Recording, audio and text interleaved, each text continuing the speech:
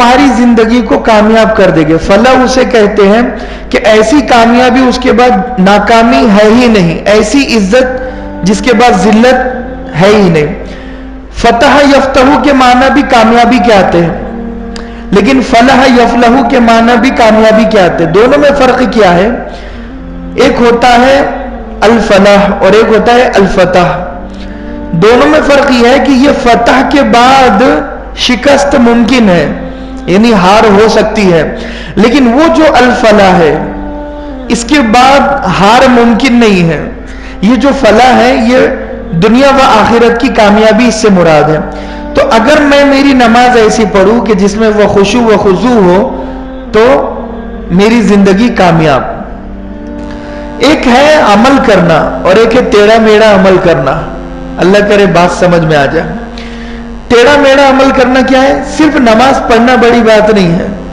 Foil للمصلین الذین هم عن صلاتهم ساہون. ویل کہتے ہیں دوزخ کی گھاٹی کو. اللہ نے یہاں پر فرمایا کہ ہلاکت ہو, تباہی ہو, بربادی ہو نمازیوں کے لیے. کس کے لیے؟ نمازیوں کے لیے. مسلین مسلیوں کے لیے. کیوں؟ الذین هم عن صلاتهم ساہون, جو اپنی نماز میں بھول جاتے ہیں. کیا کرتے ہیں؟ بھول جاتے ہیں کہ کہاں کھڑے ہوئے ہیں, کس کے سامنے کھڑے ہوئے ہیں. بس اپنی دکان کے حساب میں بندہ لگا ہوا ہے, اپنے گھر کے حساب میں بندہ لگا ہوا ہے, اپنے ٹینشنوں میں جھمیلوں میں بندہ لگا ہوا ہے. بھول گیا کہ کون سی مسجد میں کون سی نماز پڑھ رہا ہے اور کون سی رکعت چل رہی ہے. بھول گیا. ہوتا ہے آدمی ظہر کی نماز پڑھتا ہے اور اتنا کھو جاتا ہے کہ سلام امام پھیر لیتا ہے, لیکن وہ ظہر کو اثر سمجھتا ہے, ظہر کو اثر سمجھتا ہے. ہوتا ہے, کبھی کبھی ہوتا ہے. یہ کب ہوتا ہے؟ جب انسان غافل ہو جاتا ہے, اور غفلت میں انسان کو اندازہ نہیں ہوتا کہ وہ کون سی مسجد میں کون سی نماز کیوں پڑھ رہا ہے, کس کے لیے پڑھ رہا ہے. تو یہ جو ایسے نمازی ہے نا کہ جنہیں جو مسجد میں ہوتے ہیں لیکن پورا شہر گھومتے ہیں, تو اللہ ایسے مصلیوں کے لیے ہلاکت, تباہی اور بربادی بتا رہا ہے کہ ایسوں کو ہم تباہ کرنا چاہتے ہیں, کیونکہ یہ نماز کا مذاق اڑا رہے ہیں.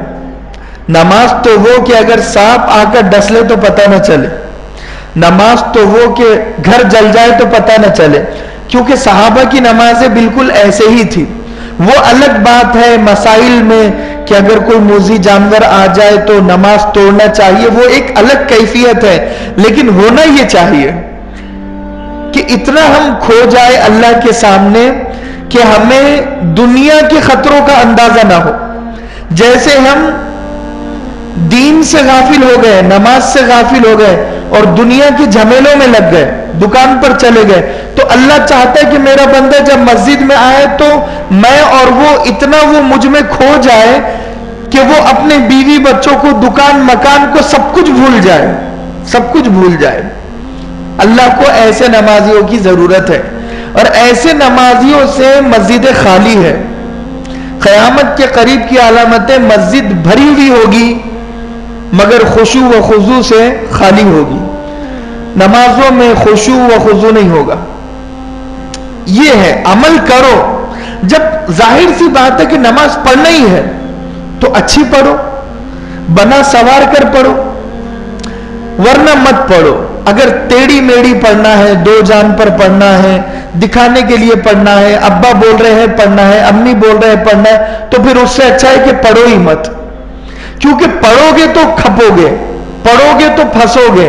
اس لیے کہ فویل للمصلین میں پھنسو گے کہ تم تماشا بنا رہے ہو, نماز کا مذاق بنا رہے ہو.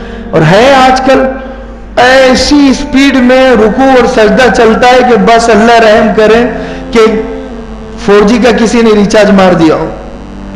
آدمی مسجد میں آیا کہ بس اللہ اکبر, رکوع سجدہ 1 منٹ میں 4 رکعت, 2 منٹ میں 4 رکعت. اور وہ سورہ کون سے؟ الحمدللہ رب العالمین. مکتب میں پڑھا رہا تھا تو ایک بچے نے سورہ فاتحہ بڑی شارٹ کٹ میں سنایا, تو میں یہ سمجھتا ہوں کہ ہو سکتا ہے کہ ہر نمازی ویسے ہی شارٹ کٹ میں پڑھتا ہوں الحمدللہ رب العالمین ولا الضالین. بچی نے سورہ فاتحہ سنایا شارٹ کٹ میں، تو بالکل ایسے ہی حال ہوتا ہے. اللہ اکبر الحمدللہ رب العالمین ولا الضالین، اللہ اکبر سبحان ربی العظیم سمع اللہ لمن حمدہ، اللہ اکبر سبحان ربی الاعلی، اللہ اکبر الحمدللہ رب العالمین ولا الضالین قل هو اللہ احد اللہ الصمد لم یلد ولم یولد ولم یکن لہ کفوا احد. ایک صاحب کا واقعہ میں بتاؤں کہ وہ مجھ سے پوچھنے لگے کیا سورہ فاتحہ سورہ میں شامل نہیں ہے؟ میں نے کہا ہاں وہ بھی سورہ ہے. کہ پھر تو میری نماز ہو گئی. میں نے کہا سورہ فاتحہ تو کمپلسری ہے، وہ تو پڑھنا ہی ہے، اس کے بعد بھی ایک سورہ پڑھنا پڑتا ہے. کب پڑھنا پڑتا ہے؟ مجھے نہیں پتا تھا، مجھے نہیں پتا تھا کہ سورہ فاتحہ کے بعد کوئی سورہ ہوتا ہے. میں تو پہلی رکعت میں سورہ فاتحہ پڑھتا تھا اور دوسری میں قل اللہ احد، یعنی دوسری میں جب قل اللہ احد پڑھتا تھا تو اس سے پہلے سورہ فاتحہ نہیں پڑھتا تھا، ڈائریکٹ قل اللہ احد. اب یہ نماز ہوئی یا نہیں ہوئی؟ یہ مسائل کون بتائے گا؟ پتہ ہی نہیں ہے، کچھ غافل ہے.